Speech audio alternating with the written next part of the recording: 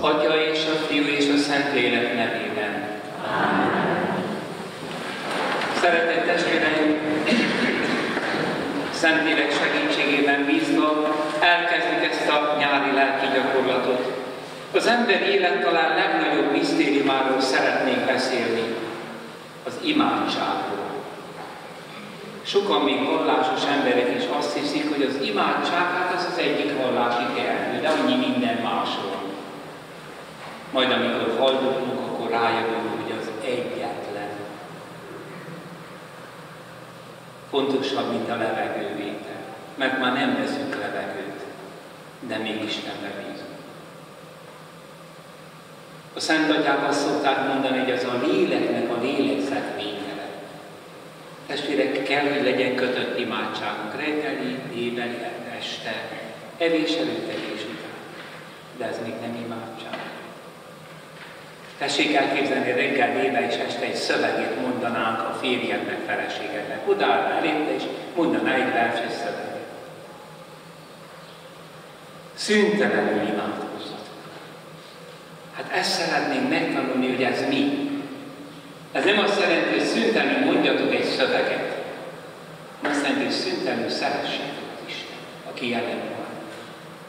Most már azt mondom, nem is a szeretet a legfontosabb, az imádság. Aki megtanul imádkozni, az megtanul szeretni. Istent is és embert is.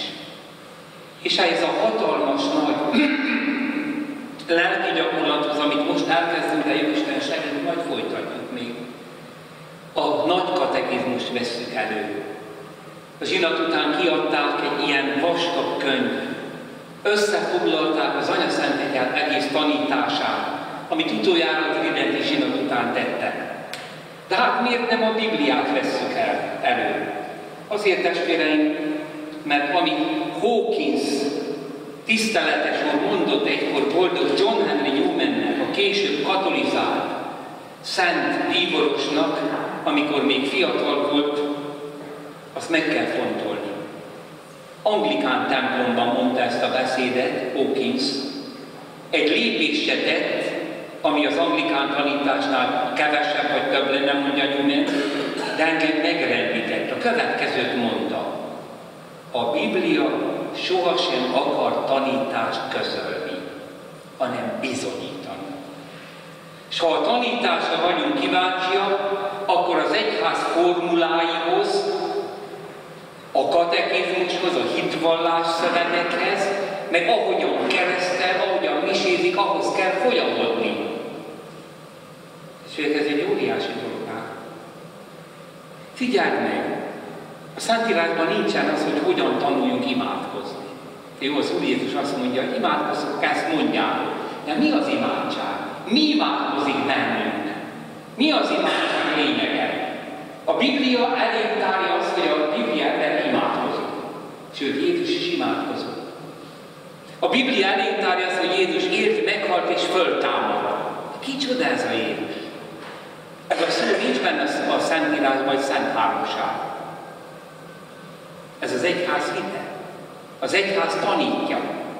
Mert előbb volt az egyház, és utána az új szövetségi Szentírás. Tehát az a protestáns elv, református, evangélikus testvérek ebben tévednek. Luther tévedett, hogy sola scriptura, egyedül az írások. És mindig az írásokkal megy hozzá, sajnos még a kis szektás is. Nem amit az egyház tanít. Bocsánat, az írás úgy lehet magyarázni, hogy akarni. Előbb volt az egyház, aki megkapta a Szent Lelket, és maga az egyház írta össze azt, hogy mi a Szentírás. Ők szedték össze. Tehát az egyháznak szinte szerzői joga van a Szentírással kapcsolatban, és nagyon sok mindent nem írtak le. Azt mondja a Szent János az evangélium végén, ha mindazt leírtuk volna, amit Jézus tett, és tanított, a világ összes könyvtára sem fogadta volna be. Egyébként a jelenlegi Szent Atyánk, mikor fiatal eljövés volt, azt kutatta, hogy a 13. században mit gondoltak a kinyilatkoztatásról. És megdöbbenve tapasztalta, hogy senki nem nevezte a Bibliát kinyilatkoztatásnak. Az egy szent szöveg. Más volt a szöveg és az élet között a felfogás.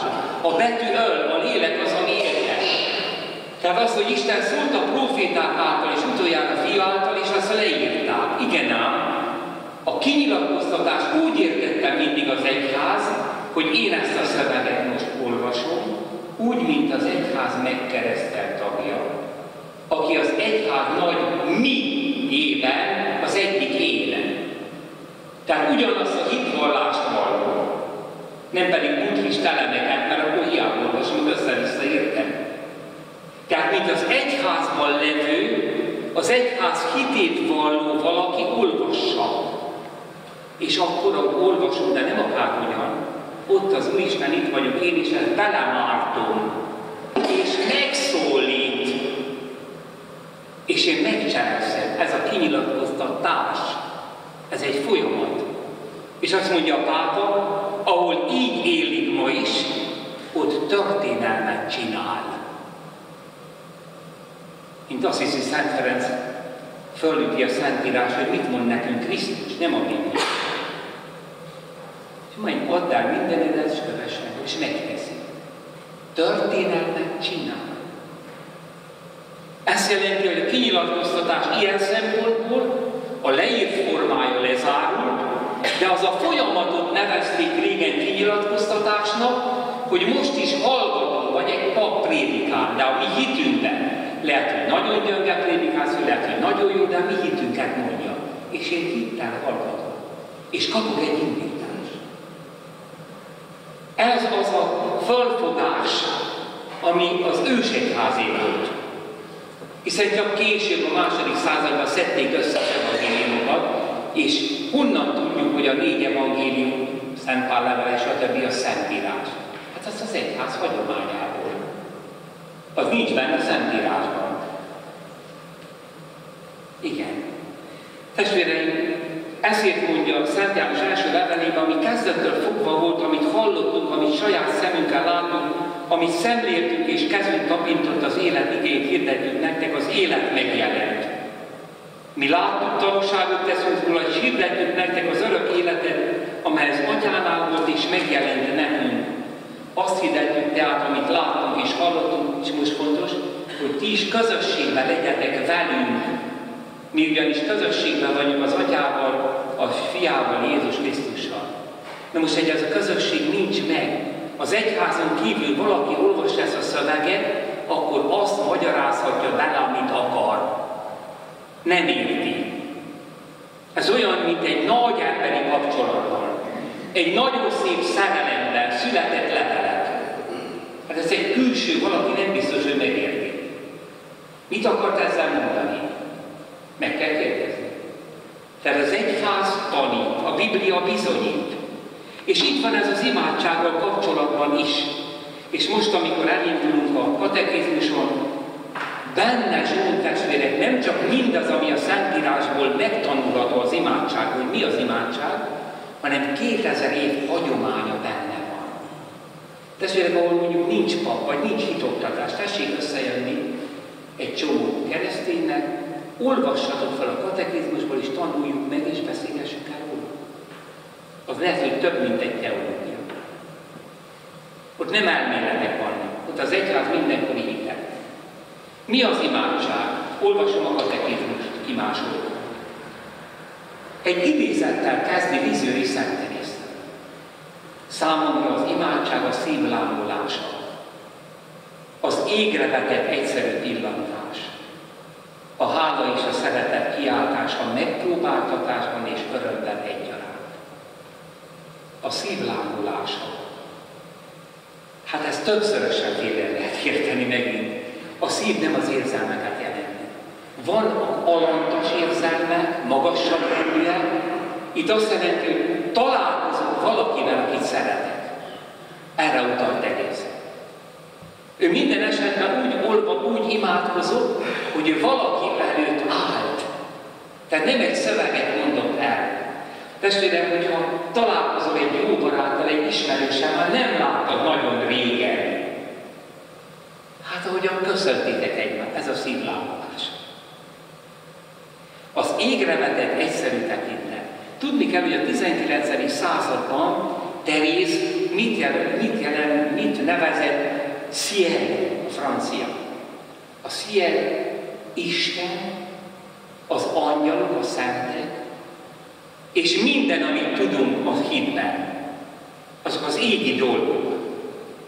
Tulajdonképpen azt mondja Teréz, hogy az imádságnak a legmélyebb, mert ez a legmagasabb fokú imádság, de a legegyszerűbb is, hogy egyszerűen ott kell kezdeni az imádságot, és majd ott kell befejezni, hogy ez a minden, amit megismertünk Krisztusban, el egyszerű tekintetet vettek, és egy szót se szól. Mi ez a minden? Az Úr Jézus is beszél róla. Azt mondja az utolsó vacsorán, most mindent tudtulattam nektek. Hogy én és az Atya egy vagyok. Egy Isten van, de két személy, és a harmadik a Szentlélek, akit elküldök. Ti vagytok a szőlővesző, én a szőlővesző, ez az egyház. Ugyanaz az Isten élet terül bennünk. És azt már tudja a Krisztusi kinyilatkoztatás előtt az apostoli testület, hogy a világnak semmiből teremtett. Hogy Ádám vétkezett és elpározás érdemet volna, elszakadt az Istentől. De az Úr Jézus megváltotta, felajánlott ezen az estén az ő vérét. Van bűnbocsánat, van örök élet, és várjuk a dicsőséges föltámadást. Minden. Na most testvérek, azt mondanám, hogy ez idegen az egyszerű hívőtől. Hát bocsánat, én is egyszerű hívő vagyok. Nagyon egyszerű. A Szent Mise ilyen. És véltünk a Szent Mise előtt, hogyha kiforgatjuk a természetéből. Mit ünneplünk a Szent Misén? Mindent. Úgyhogy, hogyha egy idegen bejön, azért a misére nem szabad járni annak, aki nem hisz. Azzal az életet találkozunk. Szeressük őt, hívjuk meg egy előadásra, adjunk kezébe valami keresztény olvasmányt, rázódul ez a minden. Itt azt ünnepeljük, hogy ez az egész világ a semmiből lett. Főleg el is mondjuk a hiszek egyben, az ünnepeket. De mit ünneplünk? Karácsony? Hát persze, hát Jézus megszületett, és így születik meg mindig. Meghalt, föltámad. Virágvasárnap áldott, aki jön az Úr nevében énekeljük. De előtt azt mondjuk szent vagy szent vagy szent vagy Izaiás látomását. Testvérek, ha belegondolnánk, hogy mi a mise? A mise az minden. Az, hogy te megáldoztál, hogy te halandó testedben ott van már az örök élet. Tehát valami elkezdődött bennünk, amit a halál nem kezdhet ki, mert nem a világból való. És hát Jézusról egyesült csak. Hát ő el lehet választani az Atyától, meg a Szentlélektől. Hát a Szent Háromság egy Isten benned van. Az angyalokkal is szentekkel ünneplünk, itt vannak. A túlvilág az nem, nincs messze, a benned van. Ez a minden. Most testvérek, a keresztény nép szereti ezt. A megöregedett keresztény, ha mindig imádkozott, azért szereti ám a rózsafözét. Mert minden. Hiszek egy Istenben, minden atyában, mennek és földnek teremteni. És a halottak föltámadásáig minden. Akkor Jézus fogantatása.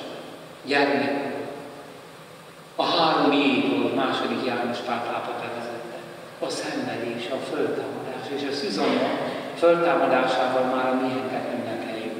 Ez a minden. Testvérek, ez a keresztény világnézet.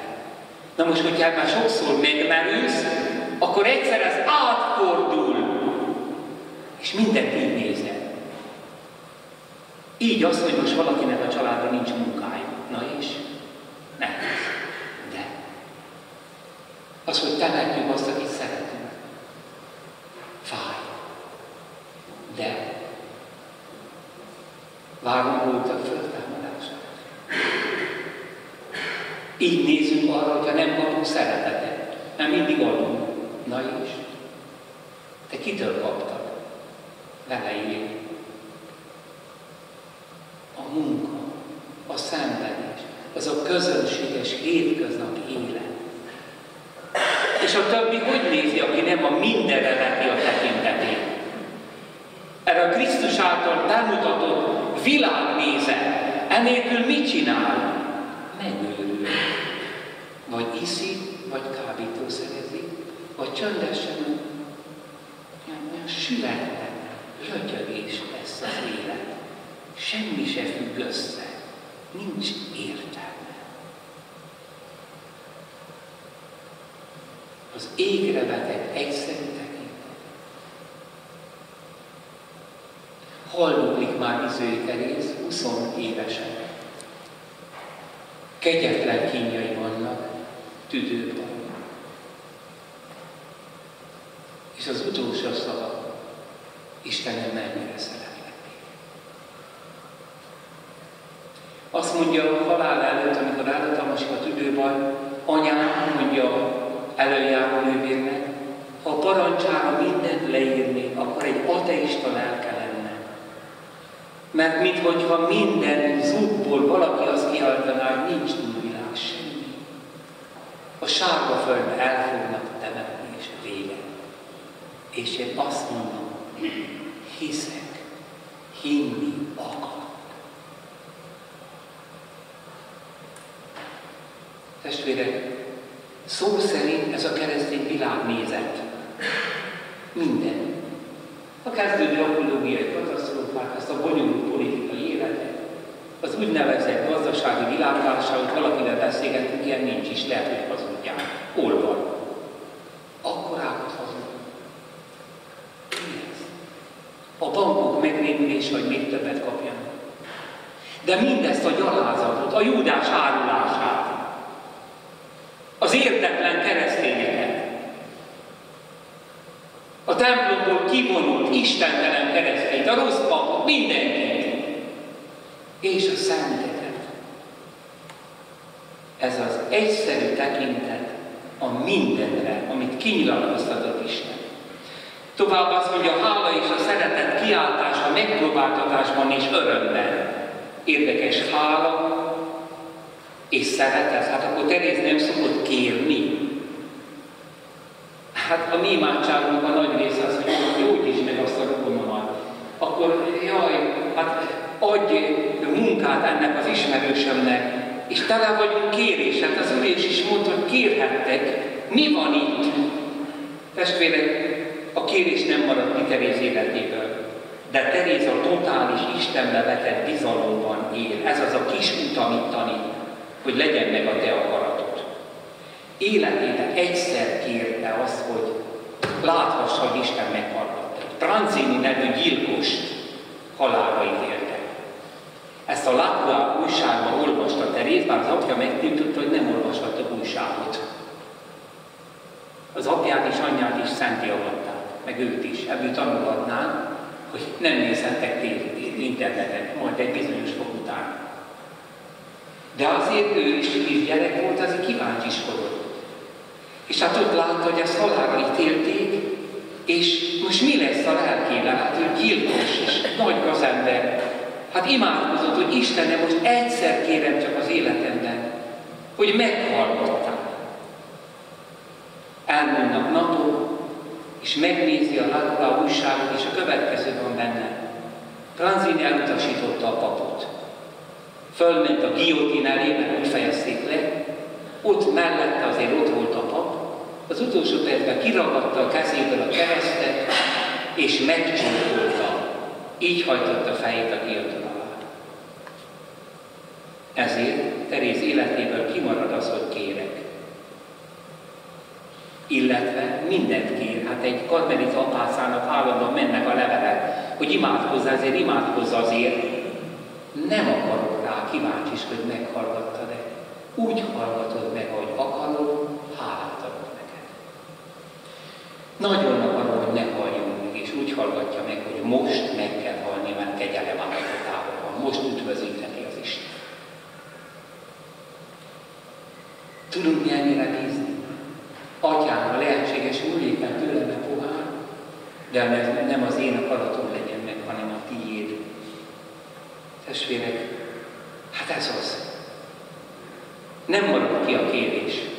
Mint ahogy az Úr Jézus Lázár sírján azt mondja, hogy Atyám, tudom, hogy mindig meghallgatsz, csak a körülöttem álló népért kérem. Tehát ha valamit kérünk, már köszönjük meg, de tegyük hozzá, azt is megköszönöm, hogy úgy hallgatod meg, ahogy akarod. Jaj nekünk, ha minden kérésünket meghallgatod. összekuszálnánk az életet. Bízzunk benne. Hát, testvérek, azt mondja, hogy a szeretet és a hála kiáltása megpróbáltatásban és örömben. Hát igen, ez már egy magas rangú lelkiség, mert azért mi általában azt szoktuk már nagyokat imádkozni, amikor megpróbáltatás ér bennünket. A nagy örömben nem. Hát éppen esküvője van a lányomnak, és táncoltok meg minden. Kinek jut eszébe az, hogy Uram, szeretlek, itt vagy a bálteremben. Itt vagy. Azt mondja a Vilai Teréz, a fazekak között is ott van, mondja a konyhás nővérnek. De hát 3 állapot van. A nagyon nagy megpróbáltatásban még imádkozni se tudunk. A nagyon nagy örömbe elfelejtünk. És a kettő között meg ott vannak a szürke héztarznapok, hát az olyan szürkék, hogy ott meg eszünkbe nem jut az imádság. Na most a szentek, tehát nincs alkalma. A szenteknek meg mindegyik alkalma az imádság, hanem valahogy arra jöttek rá testvérek, hogy levegővétel. Tehát, most voltam a szlovákiai gyönyörű bucsújárban, ilyen Barka nevű bucsújárban, 500 km sünegről, hatalmas hegyek között, rengeteg magyar zarándok és távoli oltár.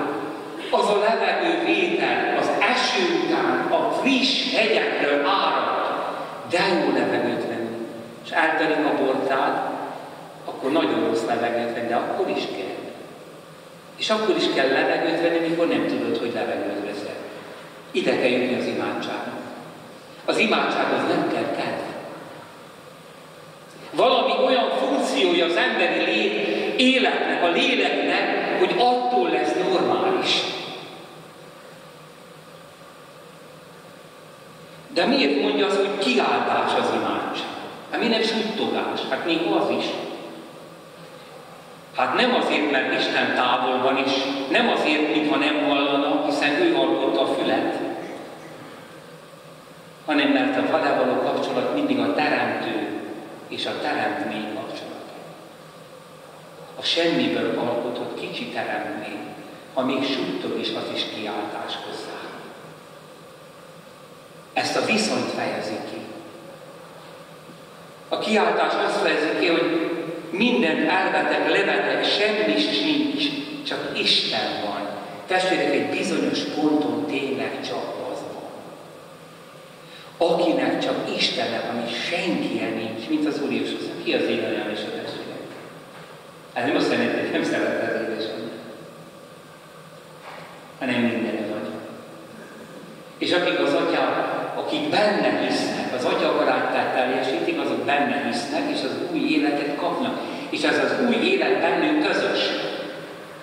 Jobban rokon a két megkeresztelt ember egymásnak, mint két ikertestvér. Itt a vérrokosság semmi. Ugyanaz a föltámadt Krisztus élteti benne a halhatatlan lelkedet. Ez az, hogy a kereszténységben a szeretet nem erkölcsi sík, hanem teológiai. Aki ellene vét egy egyházközségbe, az a szétszakítja Krisztus testét. Ezt mondja Pál. Tehát Isten meghallja. Nem azért kell kiáltani, hanem azért, hogy ő a minden. A Zsoltárokban ezért van az, hogy kiáltotta, és az Úr meghallgatott engem. Az Úr Jézus hányszor nagy szóval felkiáltott, örömében is, meg a kereszten is. Az egyház is kiált, csak elfelejtjük, ez egy műfaj. Míg a misekönyvben oda van írva, a nép ráfeleli magyarul, rossz fordítás, populus acclamat, a nép fölkiált. Ő által, ő vele és ő benne kiírt mindent, Atyaisten, Szentlélekkel egységben, minden tiszteletét, dicsőség mindenekben örökké. Amen! Franciák ezért vezették be, hogy amen, amen, amen. Nem pedig amen. Valahogy az egész lényükkel imádkoznak, hogy úgy legyen ez az akklamáció. És figyeljétek meg, van ennek egy negatív változata, amikor ordítva káromkodik. A káromkodó ember Isten ellen való kiáltásának erejével kell kiáltanunk Istenhez. Íme az egyház történetéből egy meghatározás, egy kis apácától, kis kockás füzetbe írta le Teréz parancsra ezeket. És már izgalálgatni kezdjük az imádságot, de mit fogunk még ezen a héten kapni abból, ami a miénk? Testvérek, ez olyan volt, mint ahogyan édesanyám megsütötte már a süteményt vasárnap reggel, és hát majd az ebéden eltűnt, de hát azért a gyerekeknek a széléből már adott előre.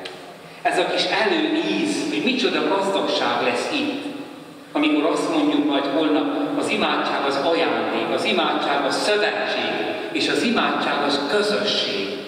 Testvérek, ha semmi más eredménye nem lesz ennek a lelki gyakorlatnak.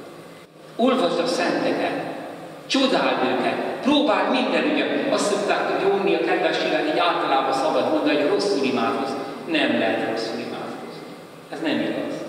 Az imádkozik rosszul, aki nem imádkozik. Itt azt akarja mondani a kedves testvér, hogy elszórakoztam az imádságba. Erre egyiknek már azt is mondtam, hogy hála Istennek. És mind járt az esze. Atya, nagy baj van a családban, és elmondta. Hát most akkor az Úristen azt akarja, hogy a rózsafüzér szövegét mondd neki. Fogd meg azt a szemet, de nem mondd tovább, hanem arról beszélj neki, Istenem. Hát mi van nálunk? Mennyi szenvedés? Mi lesz ezzel? És elmondod neki. Hála Istennek, hogy szórakozunk. Vagy valami örömmel jár ez, akkor öröm van. Hát most amellé akarsz imádkozni. Azt kell megimádkozni. Vagy valami kísértés van. Olyan is van, vigyázz, ez bizonyítja, hogy nagyon nagy dolog az imádság. Még olyan is van, hogy valaki áldozik, és a sátán szemérmetlen képeket ad, még Jézusról is, hogy ne menjen áldozni. Az ilyeneknek a papnak meg kell parancsolni, hogy menjen áldozni. És mondja, hogy Jézusom szeretlek. Vagy régi bűnös élete följön. Ilyenkor a tisztulás állapotában van. Nem kell megjárni. Fogd a rózsafüzért, tedd oda a kezedet a szövethez, állj le, és mondd, Uram, én ez voltam, meg ez vagyok, de te irgalmaztál nekem. És akkor tovább nyersz. Mi az életünk mellett elimádkozunk. Ezzel nem azt mondom, hogy ne legyen kötött imádság. Az imádságnak egy előszobája, anélkül nem megy. Ez olyan, mint hogy a gyerek tanul beszélni. Nem tudja még mit mond, de a felnőttek szavait mondogatja. Egyszer majd tudja, hogy mit mond. A felnőttek, a szenteknek a szavait mondjuk a misében is. Testvérek, a mise egyik lényeges vonása, hogy egy kicsit unalmas. Mert nem szórakoztak, nem azon a szinten van, ahogy mi, hanem ahol Krisztus átadta meg, hogy ez az én testem és előzőjére, ahol egy Szent János evangelista van, ahol egy aranyszájú Szent János konstantinápolyi pátriárka, ahol egy Assisi Szent Ferenc, akik ezt végig imádkozták, a 2000 év, az egyháznak az a hatalmas hite, és én mondhatom ezeket, még ha nem is egészen értem, és felnövök hozzá. Urunk, taníts meg minket imádkozni. Amen. Vegyünk kézbe, testvérek.